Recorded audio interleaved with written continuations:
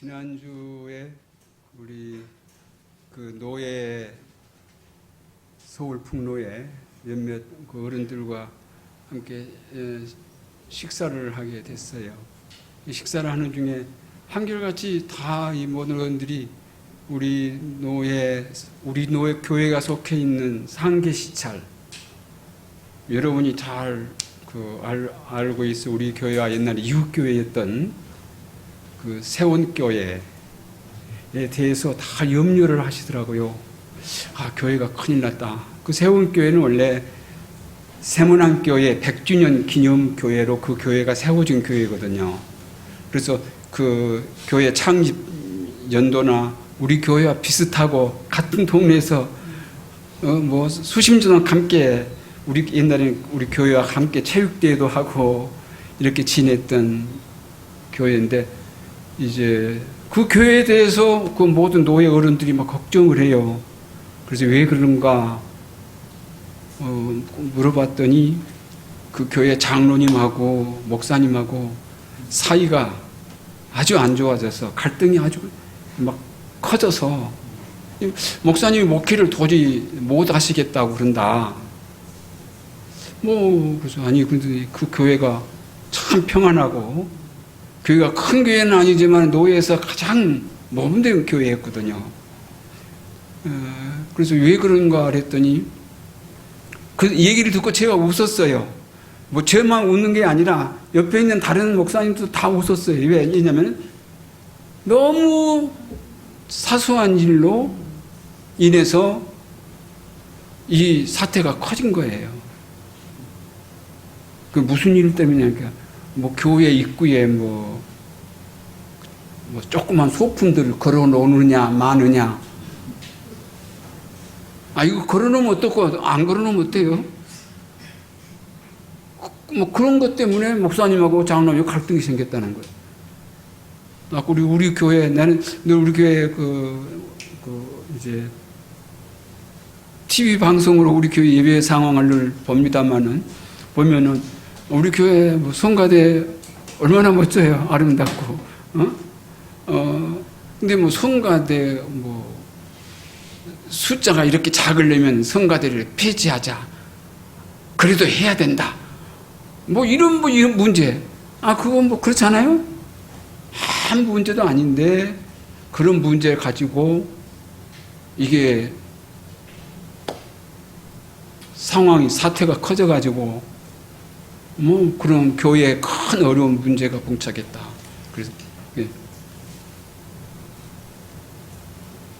목사님 마음에 장로님이 안 들었어요. 또 장로님 마음에 목사님이 안 들었어. 내 마음에 맞지를 않았던 것 같아요. 너무 사소한 것들로 작은 일을 가지고 교회에 큰 무리를 일으키면 안 될 텐데, 그래서 교회가 잘 해결돼서, 문제가 해결돼서 좀 교회가 평안했으면 하는 마음으로. 우리가 살다 보면은 그렇잖아요. 부부싸움도 보면은 가정에서 정말 작은 일로 싸워가지고 사느니 못 사느니, 나중에는 도장을 찍으려 마느니 난리가 납니다. 이게 보면은 너무 작은 일들이에요. 사소한 일들. 우리가 조금만 더 노력하면 그런 모든 작은 일들을 극복하고 우리의 가정생활이나 우리의 교회 생활이 더 아름다워질 수 있지 않겠어요?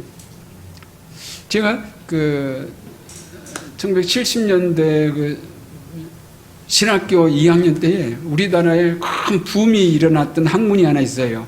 그게 바로 과정신학이라고 하는 신학입니다. 그 당시에 프로세스 셀로지. 우리나라에 전혀 소개되지 않은 새로운 학문, 새로운 신학이 발전이 돼가지고 우리나라에 이제 한국에도 신학생들이 이 학문을 배워야 된다. 그래서 프로세스, 이 과정신학, 이제 막 붐이 이렇게 신학교마다 이제 그 과목을 배정을 해서 교수들이 없는데 미국에 유학 갔다 온 사람들을 이주를 해서 교수를 임명해서 그 과정신학을 강의하고, 배우는 학생들은 굉장히 어려움이 많았어요. 첫 번째는 영어에 뭐 능통하지 못했고, 두 번째는 한국에 전혀 소개되지 않는 뭐 책도 없고, 오직 책이라는 게 미국에서 직수입한 프로세스 셀러지라고 하는 책을 직수입을 해가지고 한 권씩 받아서 그 책으로 공부를 했습니다. 근데 그래서 그 학문이 이제 우리가 졸업하고 나서도 굉장해질 줄 알았어요. 근데 그것은 한마디로 요약하면 모든 일은 과정이 중요하다는 거예요. 과정이 나쁘고 과정이 악하고 과정이 선하지 못하면 결론이 어떤 것이 났을지라도 그것은 바람직하지 못하다는 이런 논리거든요. 근데 지금 우리 한국에 제가 좀 알아보니까 한국 신학교에 그렇게 붐을 타고 일어났던 그 학문이 없어졌어요. 그래서 과정신학 학교에서 배우느냐? 안 배운대. 학교마다 그 과정신학 과목이 없어졌어요. 그래서 왜 그러냐 그랬더니 모르겠대. 근데 지금 이제 전문가들이 그런 결론을 냈죠. 한국은 그 과정이 필요치 않아요. 없죠. 결론만 좋으면 과정이 좀 어땠든 간에 그건 성공이라는 거예요. 한국 교회도 그렇습니다. 그냥 과정이 어떻든 마지막에 교회만 큰 교회를 이루었으면 그 목사님 성공했다고 그래요. 한결같이 그래요. 어려운 교회에서, 미자립 교회에서, 전 농어촌 교회에서 정말 평생토록 이 미자립 교회에서 고생하던 목사님들, 그런 사람들의 업적은 전혀 사람들의 내리에 남아있지 않습니다. 그냥 큰 교회가 얼마나 되느냐, 이 업적에만 가치를 두기 때문에 한국에서는 이 과정에 대한 중요성을 인정하지 못합니다. 그래서 그 과정 신학이 없어져 버렸어요. 그래서 교회에 가서 그 과정 신학에 된 책이 있는 거 찾아봐도 거의 없어요. 찾기가 어렵더라고요. 원서들만 몇 권 있어요. 번역물도 없습니다. 우리나라에. 참 그래서 우리나라 백성들, 우리 한국 교회의 가치관이 그렇다. 오늘 사도행전 13장 본문을 읽었습니다마는 옛날에는 사무엘을 통해서 하나님께서 다윗을 보면서 너는 내 마음에 합한 사람이다. 이런 말, 합한. 근데 요새는 새로 이제 번역된 성경에서는 내 마음에 맞는 사람이다. 이렇게 번역이 되어 있습니다. 좀 생각해 보면 사울왕도 40년 동안 임금의 노릇을 했고, 다윗도 40년 동안 임금의 자리에 있었습니다. 그런데 40년 동안 임금의 자리에서 나라를 다스렸던 사울 왕을 통해서는 하나님께서 내가 너를 왕으로 세운 것을 후회한다 그랬어요. 또 다윗 왕을 통해서는 너는 내 마음에 맞는 사람이다. 내가 너를 통해서 큰 뜻을 이루겠다. 이렇게 달라져요, 결론이. 자, 그러면 다윗은 하나님의 마음에 맞았다 그랬는데, 그럼 다윗은 정말 의롭고 착하고 선하고 정말 죄가 없는 사람이었습니까? 아니잖아요. 우리가 다 알다시피 다윗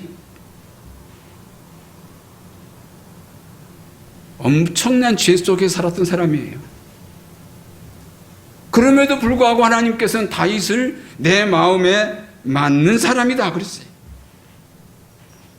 죄를 짓고 하나님의 징계도 받았어요.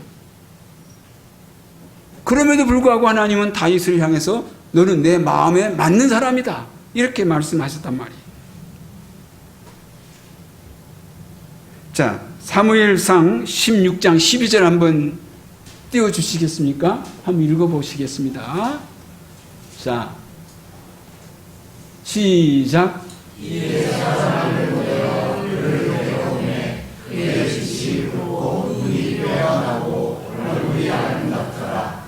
여호와께서 이르시되 이가 그니 일어나 기름을 부으라 하시는지라.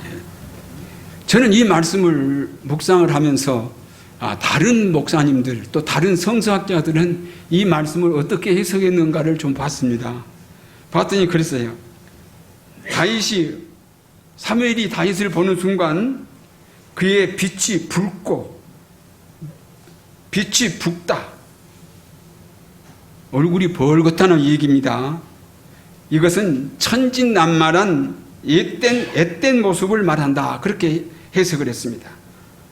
또 그의 눈이 빼어났다고 하는 것은 눈동자가 맑고 티가 없었다는 표현이라는 것입니다. 그리고 얼굴이 아름답다. 그 남자였는데 무슨 목동 생활을 했는데 얼굴이 아름다우면 얼마나 아름답겠어요. 예? 그렇지 않아요? 근데 그를 얼굴이 아름답다고 했어요. 이것은 욕심이 없고 거짓이 없고 아주 순수하고 순진한 얼굴을 가졌다는 뜻이라는 것입니다.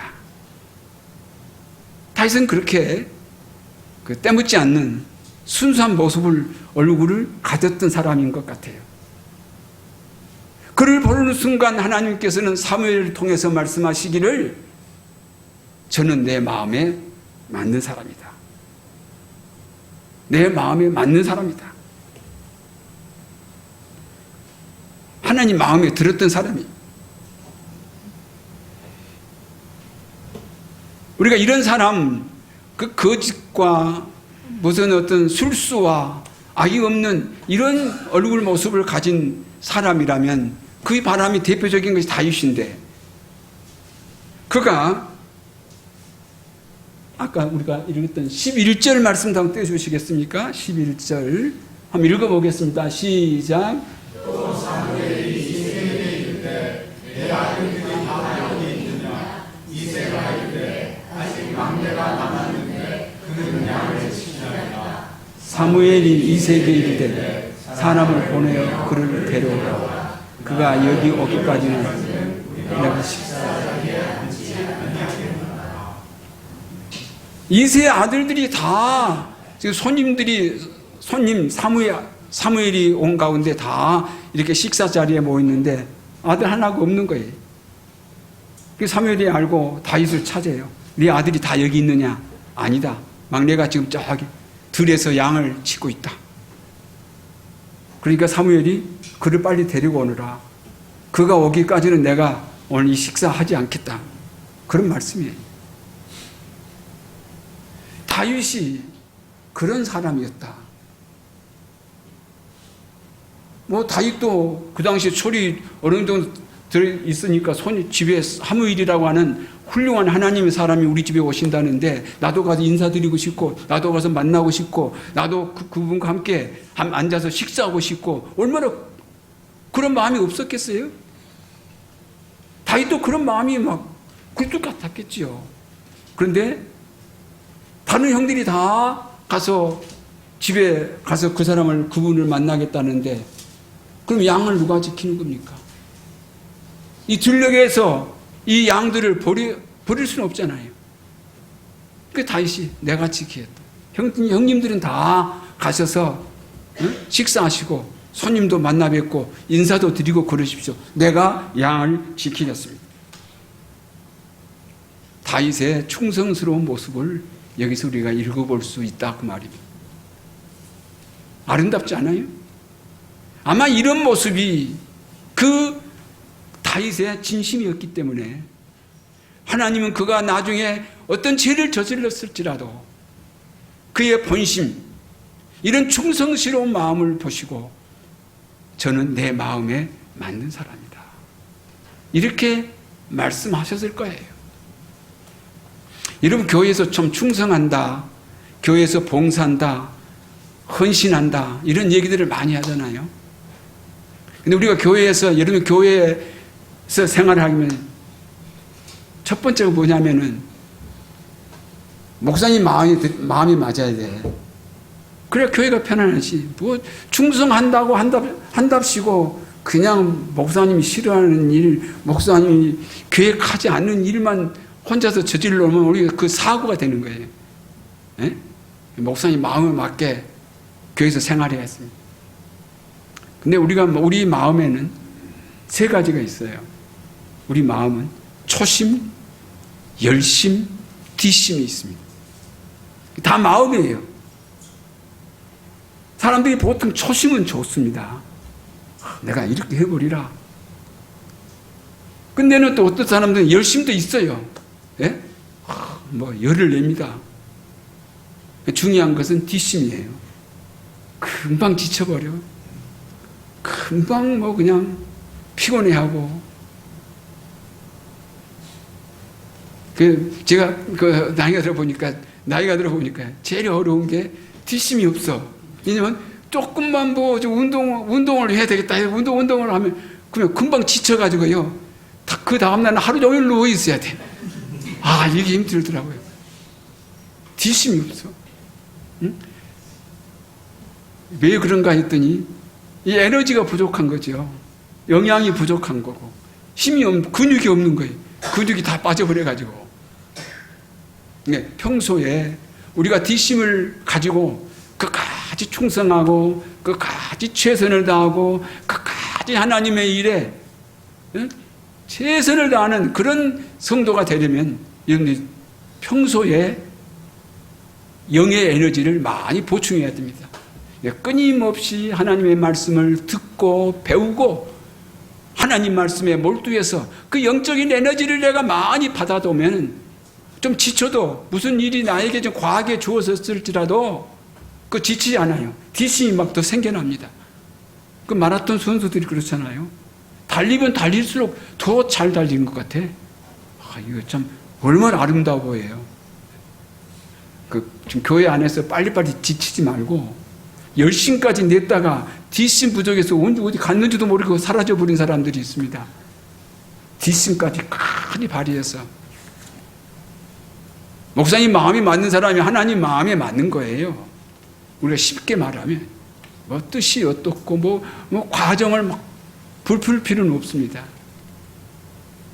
이 다윗의 모습에 이런 모습이 있단 말이에요. 아무도 없는 캄캄한 밤에 어린 다윗이 혼자서 양을 지켜요. 얼마나 아름답습니까? 그 뒷심 아니겠어요? 끝까지 자기 일에 충성을 다하는 그런 그 다윗의 모습을 우리가 읽어볼 수 있습니다. 찾아볼 수가 있습니다. 이런 다윗의 마음을, 이런 그 모습을 보면은 다윗은 역시 사람의 체구가 문제가 아니라 사람 자체가 큰 그릇의 소유자였다는 것을 늘 깨닫게 됩니다. 오늘 본문 말씀 사도행전 13장 22절도 그렇습니다. 이새의 아들 다윗을 만나니 내 마음에 맞는 사람이라 내 뜻을 다 이루리라. 그 다윗은 하나님의 뜻을 이룰 만한 그런 인격의 소유자, 능력의 소유자, 큰 그릇의 소유자였다고 하는 것을 볼 수 있습니다. 하나님의 뜻이 뭐냐? 제가 요새 읽고 있는 책이 하나 있는데 하나님의 뜻이라는 책이에요. 그래서 좀 책을 많이 못 읽습니다. 조그만 한 10분만 책을 보면 책이 뿌여져 가지고 글씨를 볼 수가 있기 때문에 하루에 많은 책을 볼 수 없는데 하루에 몇 페이지씩만 이렇게 보면 어떤 유능한 대학 교수가 자기는 목사님이 되려고 했어요. 학교 다닐 때는 나는 목사가 돼야 되겠다. 그리고 뭐 부모님에게도 그렇고 부모님도 너는 목사가 돼야 된다. 근데 나중에 어느 날 갑자기 정신을 차리고 보니까 자기는 목사가 아니라 의사가 돼 있는 거, 의사가. 예? 의사가 돼 있어. 그래서 뭐 가정도 이루고 아들, 딸도 낳아서 정말 모든 사람들이 부러워하는 그런 가정을 이루고 참 복된 가정이었죠. 그런데 하루는 어느 그 가정이 차를 타고 여행을 하다가 교통사고 나서 부인도 죽고 아들도 죽고 가족이 그냥 네 식구 중에 둘이 죽었어요. 교통사고로.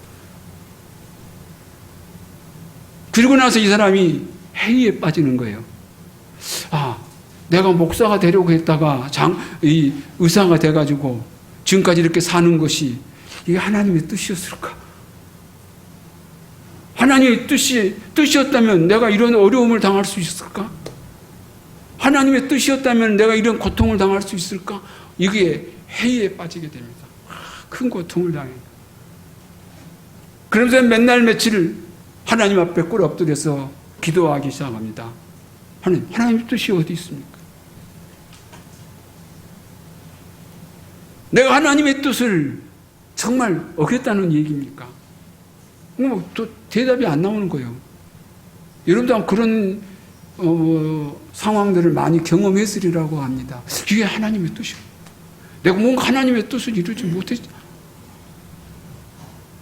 그리고 나서 그분이 그 어려운 상황 속에서 기도하는 중에 하나님의 음성을 듣고 깨닫는 내용들을 써놓은 책들이 하나님의 뜻이라는 책입니다.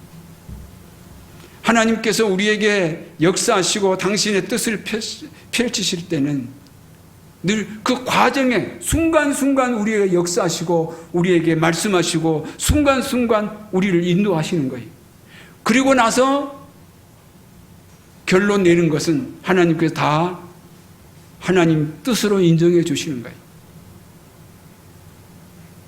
그래서 이름도 참 그 과정이 중요하구나.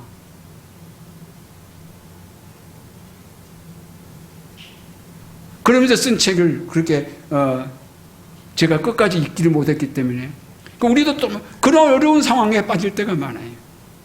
이게 하나님의 뜻이었을까? 내가 하나님의 뜻을 어떻게 잘못 해석했을까? 그러나 우리가 늘 선한 생각을 가지고 하나님의 말씀을 듣고 순종하고 결정하고 여기까지 왔다면 우리의 삶은 하나님의 뜻 가운데 있음을 여러분 믿으시기를 바랍니다. 다윗이 그 하나님의 뜻을 하나님께 다윗을 통해서 당신의 뜻을 이루시겠다고 하는 것, 얼마나 멋진 사람이에요. 사람에게서 이 멋이라고 하는 말은 이 멋은 언제나 여유라는 뜻입니다. 여유가 있는 사람은 멋진 사람이에요. 여유롭지 못한 것은 멋지지 못합니다. 멋은 여유라는 뜻입니다. 원래 다윗에게서 이런 여유를 볼 수 있지 않습니까? 우리의 신앙생활 속에서 우리가 똑같이 하나님의 말씀을 듣고 같이 기도하고 같이 찬송하고 한 교회 안에서 이렇게 공동체 생활을 합니다마는 어떤 사람 참 여유로운 사람이 있는가 하면은 어떤 사람은 참 강팍해요. 누가 멋집니까? 여유롭게 말하고 여유롭게 행동하고 여유로운 생활 패턴을 이루어가는 그 사람이 멋지다 그 말이에요. 다윗에게서 이런 모습을 볼 수 있는 것입니다.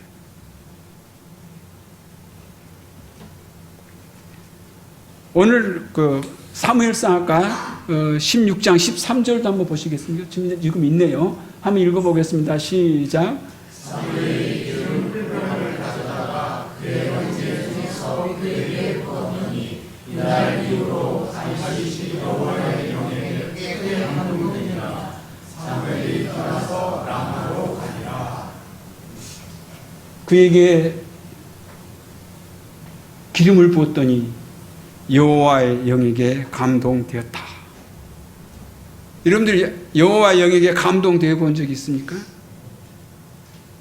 우리는 이것을 은혜라고 합니다. 은혜.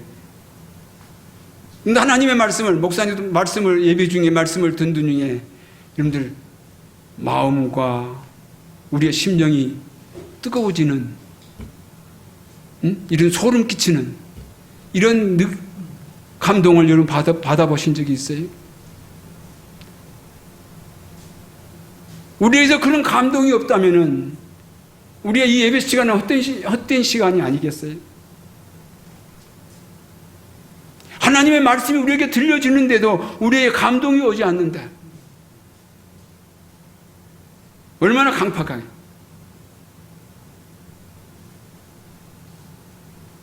우리가 아까 여유, 큰 그릇이라고 그랬는데, 그래요. 큰 그릇에 마음을 가진 사람도 있고, 이 작은 종지기만한 마음을 가진 사람도 있어요. 그 종지기만한 마음을 가진 그 작은 마음의 소유자에게 무슨 어떻게 은혜가 넘치겠어요? 그렇잖아요? 마음이 커야지. 하나님의 말씀이 담겨지면 그 말씀이 그 마음 속에서 끓고 그 마음 속에서 부풀어 오르고 그 마음 속에서 참으로 우리 신앙이 고백되어질 때에 우리에게 뭐예요? 은혜가 넘치는 거예요. 근데 이 은혜는 우리의 생활이 다 평안하고 아무 어려움이 없고 근심도 없고 걱정도 없고 이런 사람에게서는 은혜가 덜합니다. 그러나 다 어려움 속에 있고 공고하고 고난 속에 있고 이 시련을 내가 어떻게 이겨낼 것인가 막 몸부림치는 그 심령에 하나님의 말씀이 들어가면 은혜가 솟아오르는 것입니다. 깨어진 심령에 은혜가 넘쳐요. 그래서 그렇게 표현합니다. 깨어진 그릇 사이로 은혜가 새어 들어온다. 그러면 우리의 삶, 우리의 가정생활, 우리의 모든 생활이 다 평안하고 다 행복하고 다 기쁨이 넘치지는 못합니다. 거기에 어려움이 있고 고난이 있고 힘듦이 있을지라도 그 속에서 하나님의 은혜를 찾고 하나님을 갈구하고 하나님의 말씀을 사모할 때 우리 속에 은혜가 넘치는 게 이게 바로 다윗의 모습이에요. 하나님 마음에 맞는 다윗. 그래서 내가 그를 통해서 내 뜻을 이루리라고 약속하셨던 그 하나님 다윗의 모습이 오늘 여러분의 모습이 될 수 있기를 바랍니다. 아멘. 성경에 보면은 그 방 얘기가 나옵니다. 방 얘기. 근데 방을 보니까 방이 3개가 나와요. 하나는 안방, 하나는 입방, 하나는 골방. 여러분 생각이 떠오르죠? 안방 얘기는 어디서 나와요? 요셉이 형들을 만나고 너무 슬퍼서 어디 가서 울었어요? 안방에 들어가서 아무도 모르게 안방에 들어가서 혼자 막 엉엉 울어요. 얼마나 슬펐겠어요. 얘 우는데 안방에 들어가 울어. 비밀이 지켜주는 안방은요 여러분의 비밀의 공간이에요. 안방. 가정마다 안방이 있잖아요. 안방은 비밀의 장소입니다. 안방은 부부간에 지켜지는 아주 비밀의 곳. 그 안방이 거룩하고 그 안방이 조용하고 그 안방에 소리가 새어나오지 않아야 되고 그 안방에 소리가 들려지지 않아야 되고 그 안방이 중요한 거예요. 가정마다 이 안방이 거룩하면 그 가정이 행복하고 그런 행복한 가정이 많이 모여있는 교회가 행복한 교회입니다. 그 교회가 아름다운 거예요. 그렇잖아요. 교회는 가정의 모임이거든요. 여러분들 안방을 거룩하게 잘 지키시기를 바랍니다. 2번째 입방이 있어요. 입방. 입방은 언제 나와요? 다니엘이 포로자 앞에 가서 예루살렘을 향해서 날마다 뒷방에 올라가서 예루살렘을 향한 창문을 열어놓고 거기서 뭐 했다고 그랬어요? 예배했다고 그랬어요. 기도했다고 그랬어요. 입방은 나와 하나님이 만나는 곳입니다. 여러분의 입방은 어디입니까? 바로 교회예요. 정말 이 교회가 여러분의 교회입니까? 내 교회입니까? 내가 여러분 속해 있습니까? 여러분이 이곳에서 하나님의 말씀을 듣고 이곳에서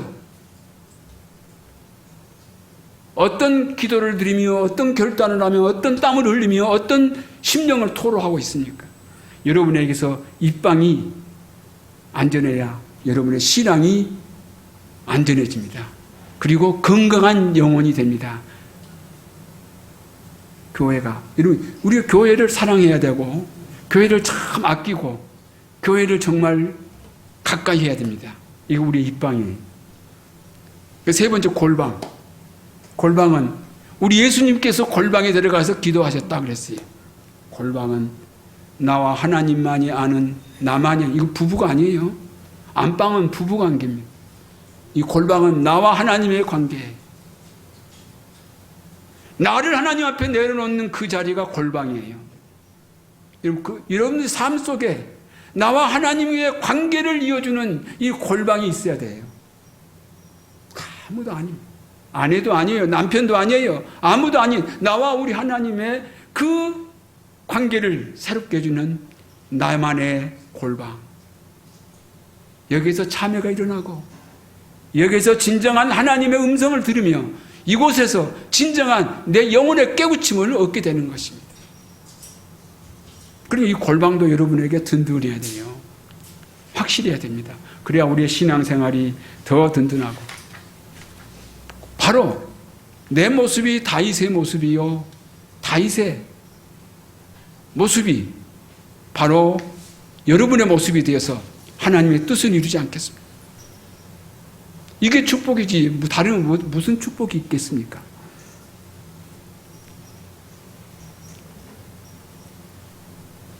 이 다윗은 하나님께서 사무엘을 통해서 기름 부음을 받으면 기름 부음을 받는 그 순간 바로 임금이 됐습니까? 아니에요. 기름 부음을 받고 내가 저를 통해서 내 뜻을 이루리라 그랬는데 다윗에게는 더 큰 어려움들이 막 닥쳐와요. 우리가 이거 잘 기억해야 됩니다. 여러분들이 어떻게 해서 이 교회를 나오시게 됐습니까? 내가 어떻게 해서 내가 예수를 믿게 됐습니까? 어떻게 해서 내가 우리 수함교회 교인이 되었습니까? 뭐 누구를 통해서, 부모님을 통해서, 뭐 누구를 통해서, 다 쓸데없는 소리입니다. 하나님께서 나를 불러주셨다는, 우리 살아계신 우리 하나님께서 나를 이곳으로 불러주셨다고 하는 이 확실한 신앙 고백만이 여러분의 삶을 더욱 풍성하게 만드실 겁니다. 이 신앙 고백이 오늘 여러분에게 있어지기를 축원합니다. 기도하시겠습니다. 거룩하신 아버지 하나님, 이는 내 마음에 맞는 사람이라 내가 뜻을 이루리라. 오늘 귀한 말씀을 듣고 우리의 신앙의 새로운 결단을 이루어 봅니다. 다윗처럼 인간적으로 보면 어려움도 많고 허물도 많고 어두운 측면도 많았습니다마는 하나님께서 인정하실 만한 저는 내 마음에 맞는 사람이다. 큰 그릇에 인격을 가졌습니다. 충성스러운 신앙의 모습을 가지고 살았던 그 다윗, 하나님의 마음에 맞는 사람이었습니다. 오늘 내가 하나님의 마음에 맞는 사람으로 거듭나는 은혜가 있어지기를 바라오며 우리 주님 예수 그리스도의 이름으로 간절히 기도하옵나이다. 아멘.